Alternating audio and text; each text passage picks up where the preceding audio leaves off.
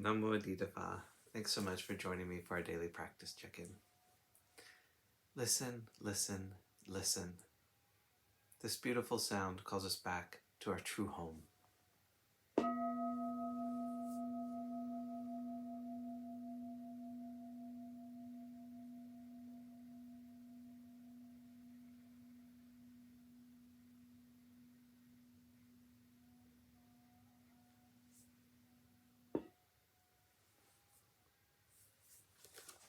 The second mindfulness training. Aware of the suffering caused by exploitation, social injustice, stealing, and oppression, I vow to cultivate loving kindness and learn ways to work for the well-being of people, animals, plants, and minerals.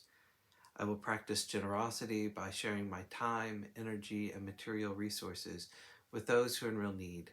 I'm determined not to steal and not to possess anything that should belong to others. I will respect the property of others, but I will prevent others from profiting from human suffering or the suffering of other species on earth.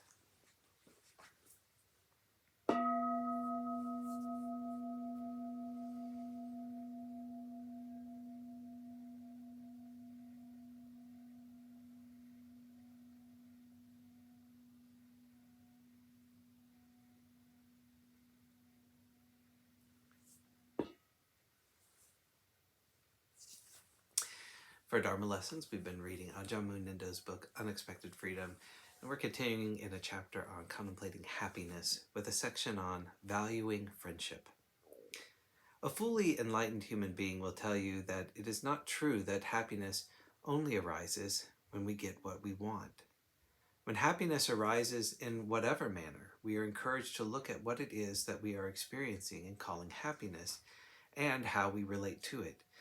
An example is the happiness of the first line of that stanza. Happiness arises from the timely company of friends.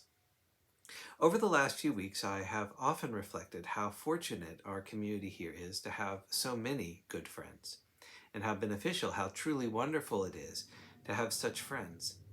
This year, we decided to have a party. On the afternoon of Christmas Eve, there was a children's party, and in the evening, we had our own little party. We all sat round the fire, and miraculously enough, good friends of the monastery turned up with bottles of punch, non-alcoholic, of course. So we spent the whole evening together, just being together as a community. We weren't delving deep into the great mysteries of life, but we're simply enjoying each other's company. There's a pleasure in being with people you feel you can trust, and a pleasure in being remembered by people that you have shared something with. Unfortunately, we can sometimes take each other for granted. Even though we care for and value each other, we perhaps don't express it. We never mention it to each other. Perhaps some of us have suffered the consequences of this in relationships in which there hasn't been enough expression of appreciation, of friendship. There's a skill in expressing appreciation that we have to work to develop.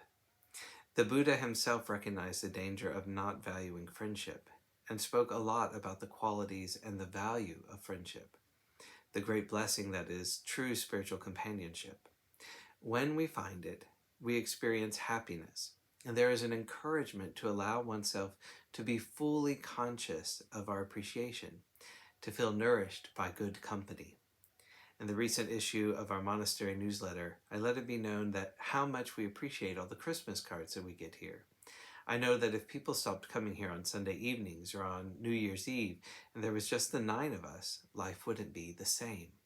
Having friends come and join us in a shared reaffirmation of things that we respect and value is something we treasure.